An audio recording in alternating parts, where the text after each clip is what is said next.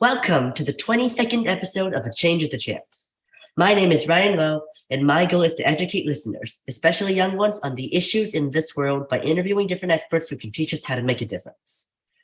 In this day and age, the environment is threatened by many different forces, like plastic pollution, deforestation, factory emissions, and so much more. However, today, we'll be talking about a possible solution. Something lesser known, perhaps, but is starting to come to the forefront as a realistic way to combat climate change and pollution. For the first time on A Change of the Chance, we will be talking about composting. While many don't yet take composting too seriously, it actually helps the greenhouse effect in multiple crucial ways. So today, I'm honored to introduce to you Dr. Emily Creegan. Dr. Creegan has worked a lot in organic waste to resource program development, biomass utilization research, and climate change mitigation and resilience curriculum development, which is how I got to know her. What this means is that she works a lot with compost, especially one type that we will discuss later. Furthermore, she even went to different countries to implement compost systems, helping both the environment and communities. Now, she also teaches a Johns Hopkins Center for Talented Youth course about climate change solutions, a class that I recently finished, giving me the incredible opportunity to ask her to join us today. So how are you, Dr. Creegan? It's been a little while. It's good to see you again. Good. It's great to see you too, Ryan. And I'm just so happy that you started this podcast, and it's wonderful to be here. So thank you. I'm inspired by you too. My pleasure. So, Dr. Creegan, let's start with one of your specialties, composting. What does it really mean to compost something? What can be composted? And how effective is well-made compost as fertilizer? Awesome. Well, composting is technically the controlled by humans, breakdown or decomposition of organic material. So organic material, like you learned in the class, is anything that is living or once living. So that includes actually you and I are forms of organic material. Food waste is a form of organic material. I don't like to call it actually waste, but let's just say organic material. Landscape material, animal manures, and of course, one of our favorites, right? Human manure. So these are, carbon-based materials that naturally the planet has recycled into soil systems for as long as soil systems have been a part of our planet. And so essentially composting, again, is humans actually controlling this decomposition process. So typically we're mimicking the natural system. So we're taking larger part carbon-based material to smaller part nitrogen-based material. And then often with composting, it's an aerobic process. So as you know, that's something that involves air. And then often too, water is needed as part of the composting process. So it's a pretty simple carbon, nitrogen, water, and air. And these are things that you and I need too every day, right? So what we're doing in a compost process is catering to what? I'm going to turn it back to you for 1 second. Catering to what? Always an education moment. Microorganisms, right? So they're the ones that actually break down organic material, right? So they're actually eating and pooping out organic material, thus making the nutrients in something like a banana peel or a blade of grass more available to the plant, right? Because if we were to put a banana peel against a tree and say, hey, take up the potassium here, take up the nitrogen, take up the other elements that our bodies do, right? We ate a banana for breakfast or, a cheeseburger for lunch or whatever. And so those nutrients do have to get broken down to be available to the organism. So it's a whole kind of ecosystem process. So yeah, composting though is as complex as soil systems can be and just sort of general plant systems and earth systems. Composting is actually a pretty simple process. It's just, again, catering to these microorganisms. So enough moisture, but not too much. They don't like it flooding. Plenty of oxygen. So that typically includes turning a compost pile. And then what the scientists recommend is about 30 part carbon to 1 part nitrogen. That's what's been determined as kind of the right ratio the microorganisms really like to effectively degrade organic material. So anyways, long-winded, you know me with my long-winded responses here. But the sad thing is that not everyone notices compost as like a big solution. I feel like one way we can help that is with some statistics. So, how much does food waste contribute to the greenhouse effect, and how does composting that waste help fix that problem? Yeah, so what's really crazy, and I think something that we'll get into a little bit later in our discussion here, is this isn't something that's often taught, right, in our world today, like K through 12 education, and certainly in many majors too. So in college and university education, but we contribute, you and I, to what's called methane emissions every time we put food waste into our trash bin, and then that gets hauled to a landfill. So essentially, there's lots of different ways that our food waste or landscape material, which is kind of two more common waste streams that many of us produce, right, on a daily basis. At least food waste for sure, landscape maybe for some folks.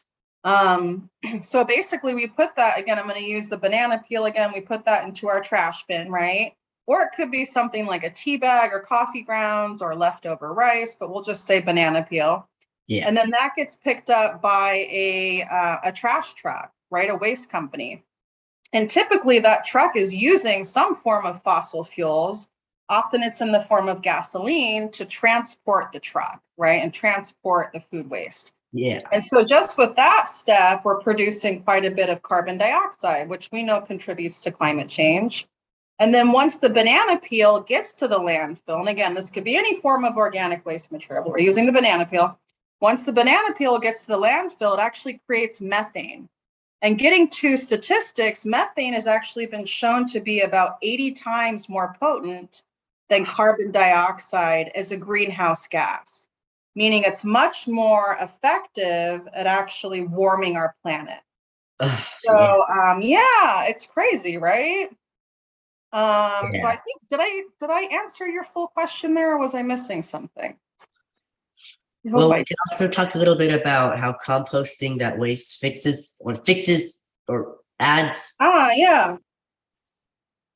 Of course, the main message here. So I think a lot of folks, right, we think about, okay, if we're going to use things like animal manure or landscape waste or even food waste, those things, especially if we leave, like, again, a banana peel kind of,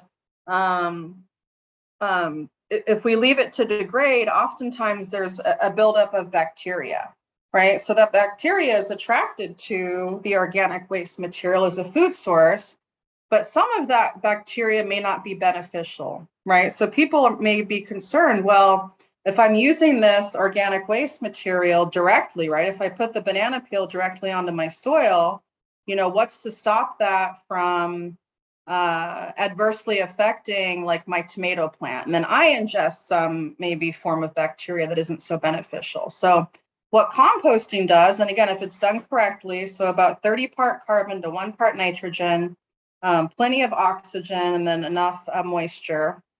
And this is aerobic composting. I just want to say there are many forms of composting, but we're going to focus on kind of what we call aerobic composting. Yeah. So if it's done correctly, then many of the sort of pathogens or the bacteria that's not beneficial is killed.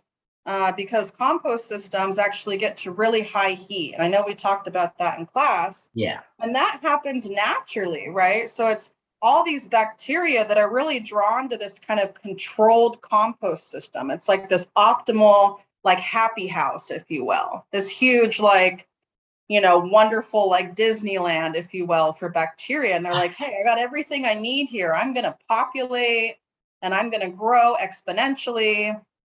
And with that growth actually comes, amazingly, very high heat. So we're often seeing temperatures in aerobic compost systems that reach up to about 170 degrees Fahrenheit. And that's really, really hot. It is. So that tends to kill, the research has shown, much of the bacteria that we wouldn't want is sort of not beneficial bacteria. So composting is a really great way to utilize, right, organic waste material. And you can compost at home. Areas all throughout California now are having to compost too, as sort of a jurisdiction or larger city or municipal scale. And so composting, again, is a great way to actually utilize organic material. and return it. I like to say the soil source. So actually return organic material to the source, to the soil.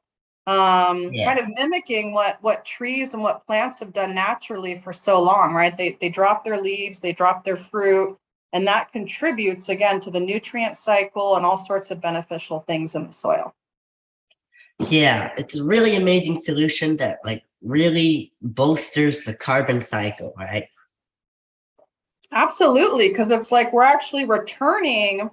Thank you, Ryan. Absolutely. We're actually returning the carbon-based material to the soil. And actually, that's what's called sort of sequestering carbon. So we're now holding the carbon within the soil system.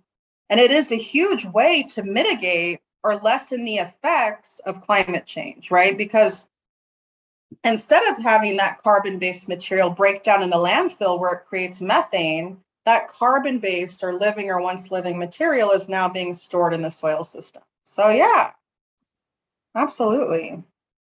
Speaking of compost and bacteria, you also went to both Haiti and Ghana to help develop a certain type of compost system, the humanure compost. Could you explain to us what you did there and the effect that compost toilets have on the environment? Yes, and you know it's my favorite form of composting, and I've Yeah. shared my love with you, and I think that my passion hopefully has rubbed off just a little bit. So, in many areas of the world, like we discussed in class, toilets, whether they're compost toilets or water-based toilets, like what many of us in the US use, are not readily available, right? So you may have, when you've done maybe a little bit of international travel to what we call developing countries as one term. So, for example, countries in Central America, some countries in Africa. I went to Haiti with a really great nonprofit organization called Give Love. And I actually went to be trained on how to effectively, so when I say effectively, sort of cost effectively, culturally effectively, and sort of harnessing an education-based approach, not like a dominant, we're coming here to fix, some problems, but we're here to kind of teach what could be one really effective solution for people that do not have access to a toilet often in Haiti and often are getting sick. So things like cholera and dysentery that are waterborne, illnesses and diseases that are often spread through human defecation. We can sort of work to mitigate that. So essentially, I went with a really great nonprofit organization. I actually approached Patricia Arquette. She's an actress and also the founder of Give Love nonprofit. And I said, I really want to join this work. I think it's really important.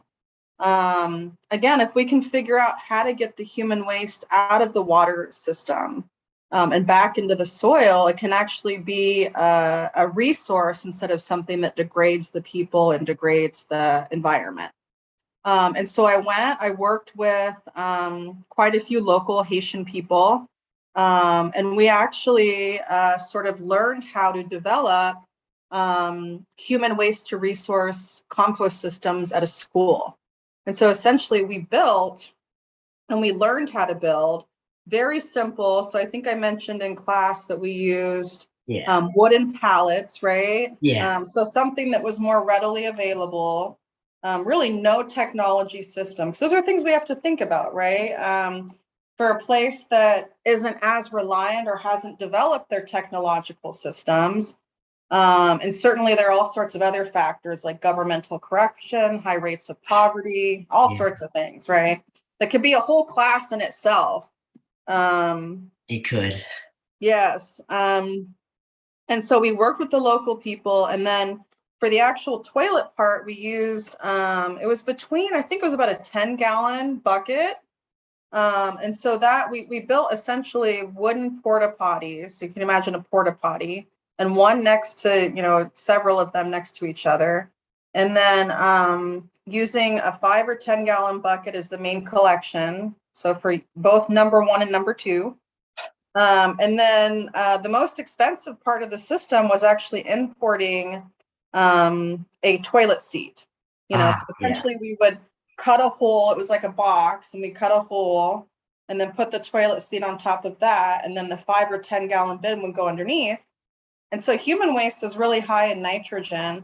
So the main carbon source we use, and we taught the people, hey, every time you go to the bathroom, just grab a handful of sugarcane bagasse, which is sort of like the leaves and stuff, which is higher carbon content of sugarcane production, which is one of the main, or even one of the few things that at the time, this was about 6 years ago now, that people in Haiti were growing locally. So again, using locally available sort of resources.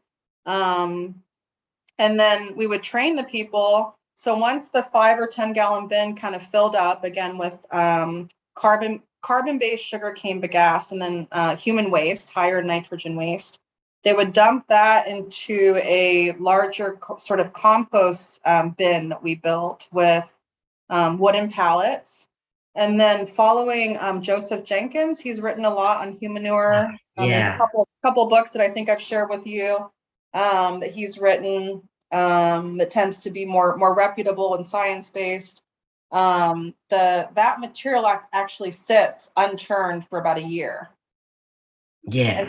And so we did provide 2 thermometers, and we'd see the temperatures get really, really high, but it wasn't a smelly system. It was a working system. So there weren't a lot of bad odors.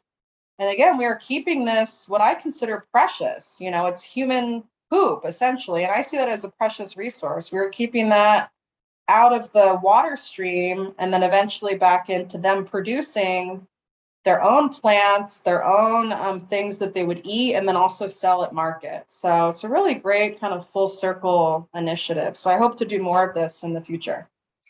Yeah, compost toilets really are pretty amazing, from what you just mentioned, the smell to how they affect everyone. It's really a win-win-win-win situation. And Thank you. I totally agree. Yeah. Also, your love for them has indeed rubbed off on me. If you can recall, I did my final project on compost toilets, right? I very much recall. You chose a really important region in India, and the Ganges River, and one that's highly polluted. And so what did you think about your process? Was that pretty cool to kind of get to know, like, hey, composting toilets can be an actual option here? Yeah. Well, a lot of that is sort of the reason why I really thought this episode would be super important. Nice. Thank you. I'm so glad you learned so much. So more on composting toilets. While we know they can protect the environment, how can building compost toilets in poorer countries really help the people who use them? You talked a little bit more about that, but could you please elaborate? Yeah, no problem. So I think, you know, from my perspective, and you know that I did my master's degree in kind of agricultural sciences and soil sciences. So kind of a combination of soil and ag sciences. So from my perspective, you know, agriculture and food production is kind of the foundation of society, right? If we start looking at history and kind of how people develop things, like agriculture and things that we grow are used to make clothing. You know, they're used to build our buildings. Of course, we grow things to eat. And so if we can help empower people to use their locally available resources to their benefit, right, instead of having it be something that harms them or is causing them illness or to die, for example. And if, like you said, a win-win-win-win, if we could reverse it and take something that, again, is currently causing a lot of harm for folks, where they're having to go to the bathroom near their drinking sources, and instead we're working to create sort of, you know, a drinking source that people can actually drink in time, a water source that people can actually utilize in time, because we're working to get the pollution out of the water stream and then back into the soil. And the soil does, and really composting does, and all goes back to the microorganisms, an amazing job at degrading organic material, whereas the water doesn't, right? So the soil and really composting is used to sort of harness the nutrient source in organic waste material. And then the big thing too, Ryan, in many regions, And, we're experiencing it. I mean, in the Bay Area, you just hit 105, 110 degrees Fahrenheit, something like that. And so we have to look at not only the nutrient potential of organic material in our soil, but also how it can play a big role in sort of climate change resilience, right? So if we can actually get the organic material back into the soil, that plays a big role in the soil's ability to conserve water. So it's like we're taking something that may be higher in sand, like a soil that could be higher in sand content. We know if we go to the beach and we take a handful of sand and we pour water through it, water goes right through it, right? But if we add a little bit of compost or a handful of soil that's kind of higher in organic material plus sand, the water goes through much slower. So increasing the soil's carbon content or organic matter content does increase the soil's ability to retain water. So it's that much more helpful for plants, right? Because plants need water to grow, and that in turn helps the people. So, Haiti is an island nation, for example, and Ghana too is a coastal nation on the west side of Africa, sort of central west, north central west. And yeah, so really looking at ways to use our resources to, essentially become more resilient to the effects of climate change, or many regions and many poor people in regions are going to be that much more affected by our warming temperatures, right? So that has a good effect, of course. And then, like we talked about a bit, is, essentially is I see composting as a mechanism to repair and rejuvenate whole ecosystems, because in many developing countries, often the people will take the larger trees to build buildings and to build houses. And then that what tends to be that nutrient rich topsoil, the maybe 2 or 3 inches of topsoil are now not being held down by the tree roots. And so often in many areas, they lose that nutrient rich where the leaves would drop from the trees. And so there would be that high content of carbon within the top layer of the soil. Oftentimes in many, especially regions that are already suffering economically, that resource isn't renewed, right? So trees aren't planted again, right? And so if we can use compost to actually rejuvenate and repair whole ecosystems, then that's working to rejuvenate and repair the people and the economy. So it's a whole sort of positive, what do you call it? Sort of positive upcycle, right? So yeah. Hearing about like all these different ways compost is a solution, I don't see how anyone could possibly not fall in love with it, Ms. Creegan. I did a good job teaching you, Ryan. That really warms my heart. My job was done then. Thank you, Ryan. Remember, I think I told you that the first day. My job is to help you fall in love with your ability to create change. And really, if you also fell in love with composting, that warms my heart even more.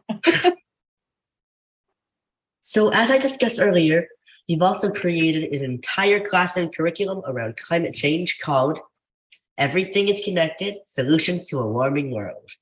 Taking this class taught me so much about climate change, and it's given me a new analytical perspective on climate change solutions. So I was wondering, what motivated you to start that class? Oh, right. And that's just so great to hear, because of course I was once a freshman in high school. I was once in 8th grade. And as you know, I mentioned I'm in my 30s. I mentioned that at some point. So I'm not too old. I'm from the Bay Area, which tends to be, a bit more progressive, I would say, in terms of education, and of course other things. So there may be other parts of the world. We had to generalize. Of course, you and I are both biased because we're from the Bay Area, but I realized growing up, Ryan, that, and I know I've expressed this in class too, that I don't feel I was given the tools or really empowered to create change. And that's just really, really important, right? Because we're in a time in history when I think it's so much better than just to be given information, right? Just to be told, like, hey, this is happening, like climate change is happening, here are the problems. I think that's important.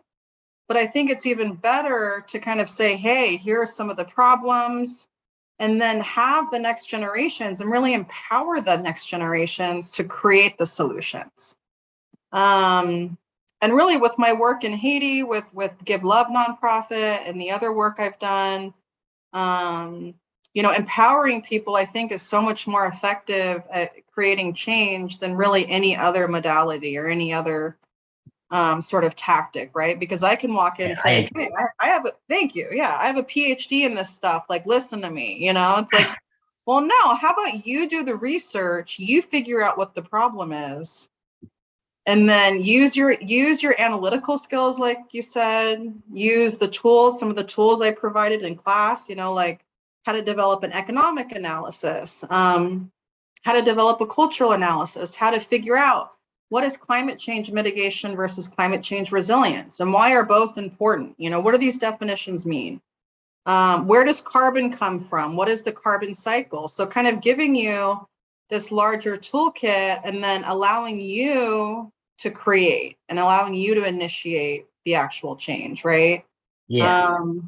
And the reason too, I mentioned economic and cultural analysis is because I developed this course to be based on real world analysis of a climate change related problem, right? And that could be all sorts of things, water related, agricultural related, landscape related, of course, transportation, electricity related. Yeah. And so then and of course, I think you learned too in the class that what you developed in one part of the world, which your group chose India, can certainly translate to many other regions, right, around the world. Absolutely. It's not just sort of like, hey, it's just the Ganges River and the people here in India that are suffering with this problem. No, this is a global, climate change is happening globally, and there's a lot happening. So yeah, I proposed this course a while ago. I told Johns Hopkins University I would love to develop this. Here's the reasons why.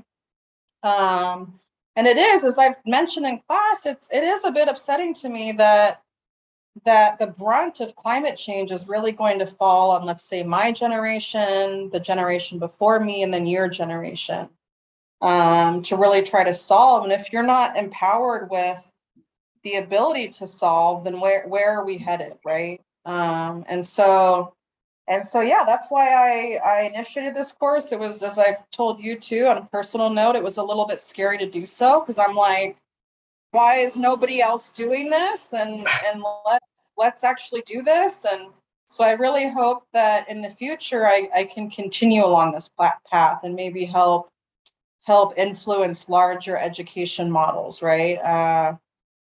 So I think you learned a lot, and I always get the feedback that this was new information too for like high school students, right, in our class. And it's sad to me to get to junior or senior level and not have this basic information. So that's why I initiated it, and I hope to continue. So thank you.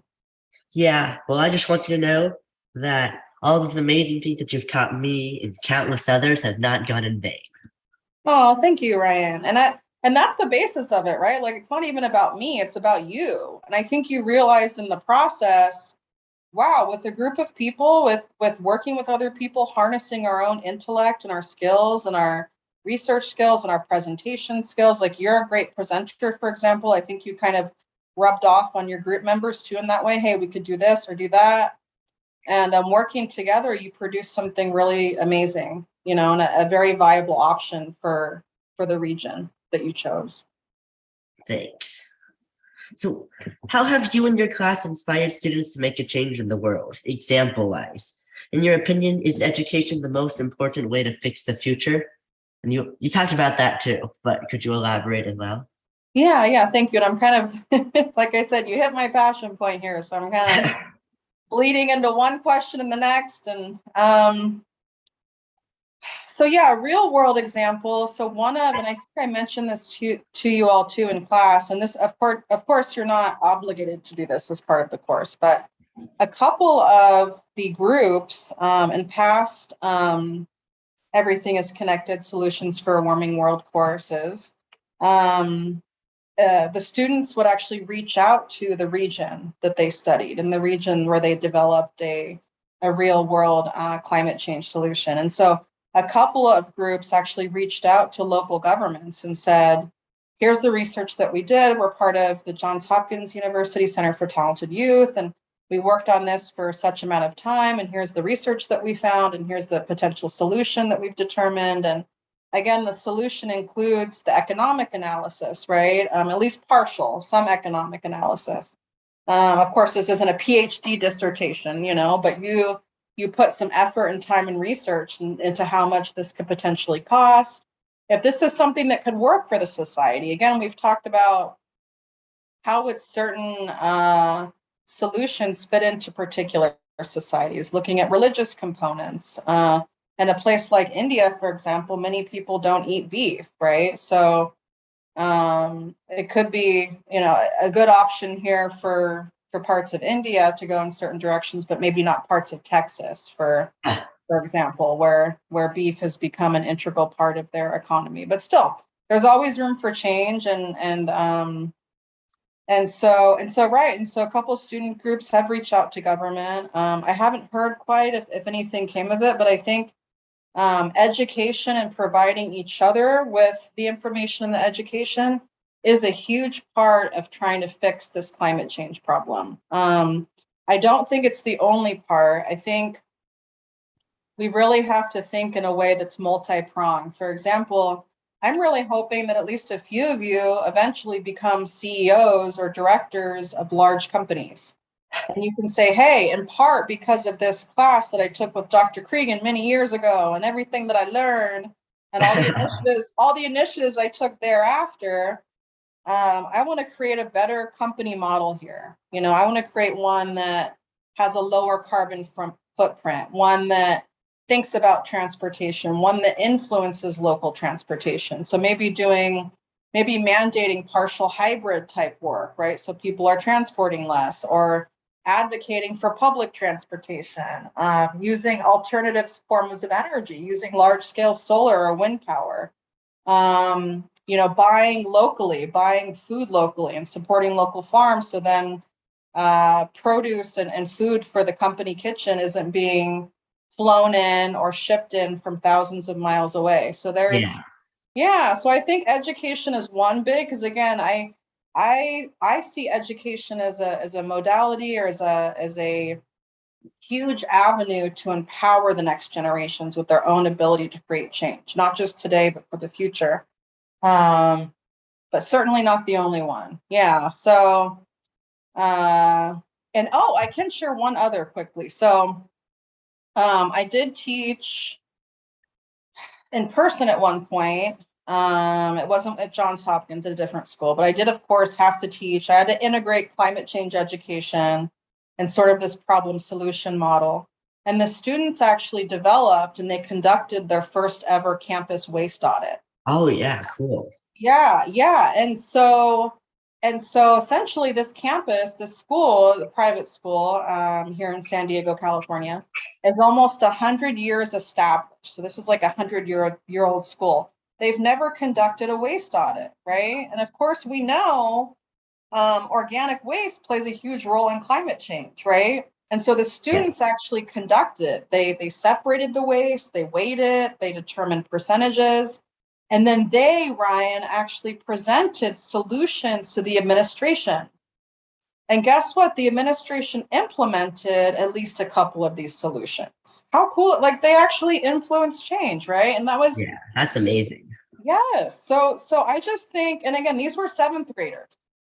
So I just think the ability even for the young folks to learn while implementing change, there's so much capacity for that.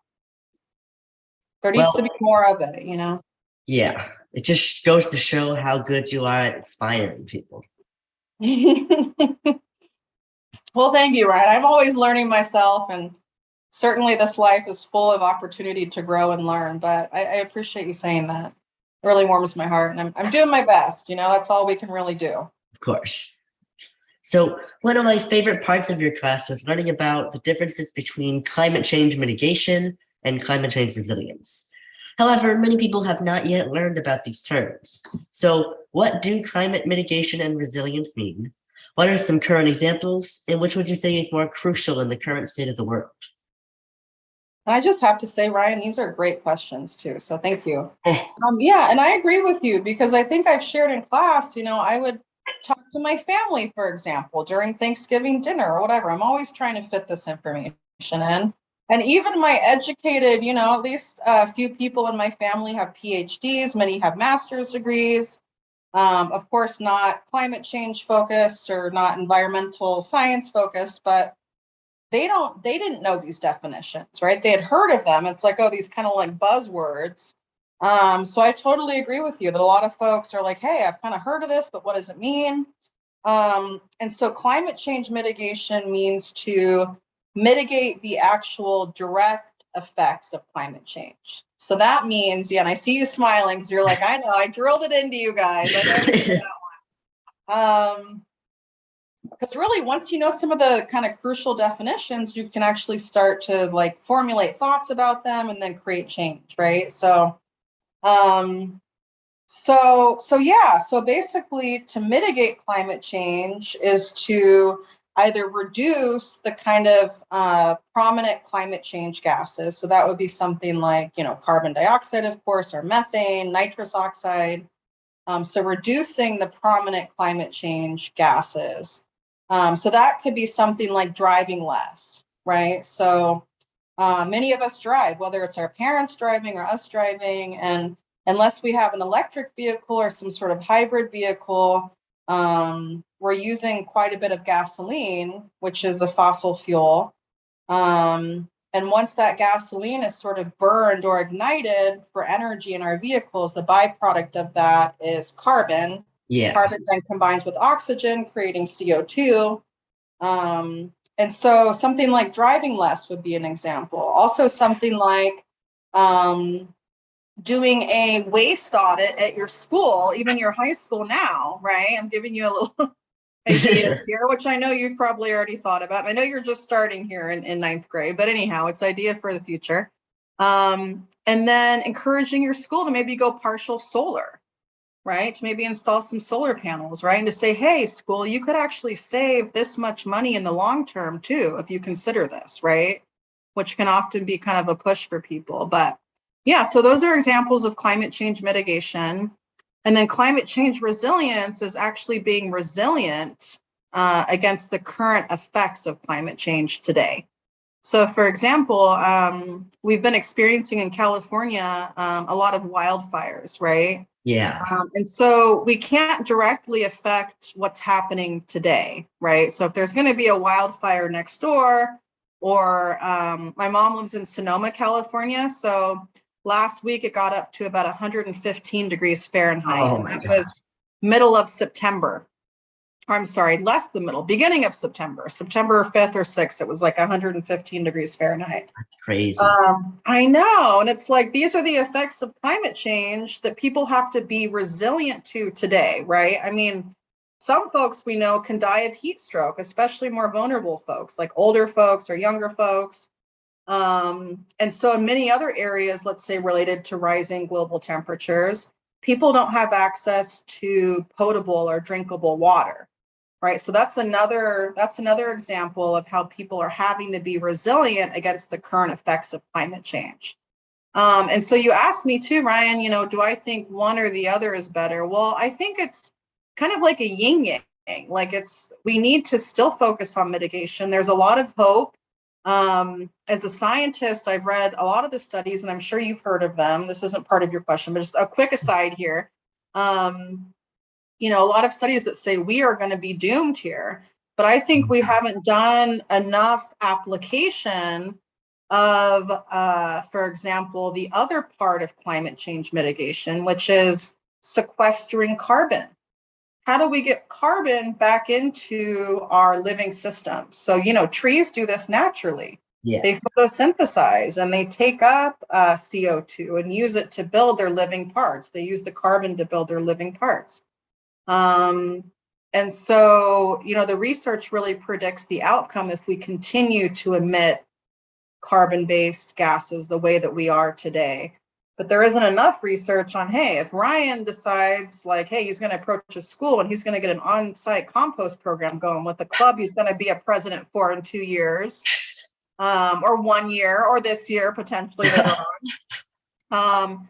And so your school can actually mitigate that much more carbon by composting, right? So what happens if they're like, hey, Ryan Lowe's idea is great here with this one school, we're going to make this happen with the whole school district. And then suddenly we start actually making changes.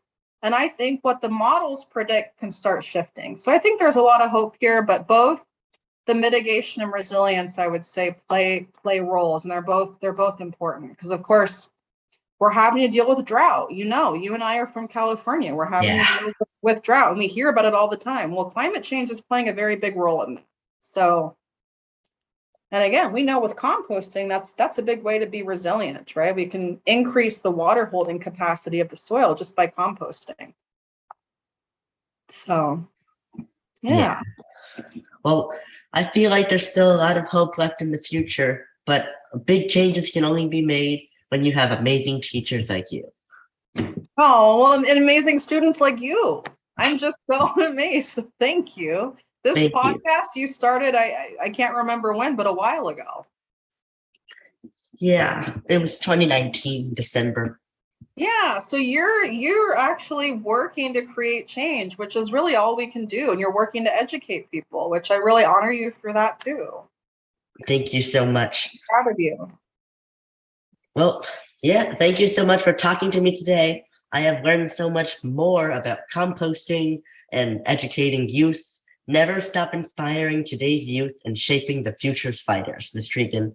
Thank you so much, Ryan. That just warms my spirit and my heart. And I wish you the best of luck. I'm always here. So anytime you want to reach out, if you want any input, my contact info. Of course.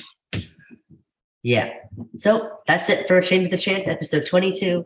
I hope you learned something, and I'll see you in the next episode. Bye. Thank you so much, Ryan.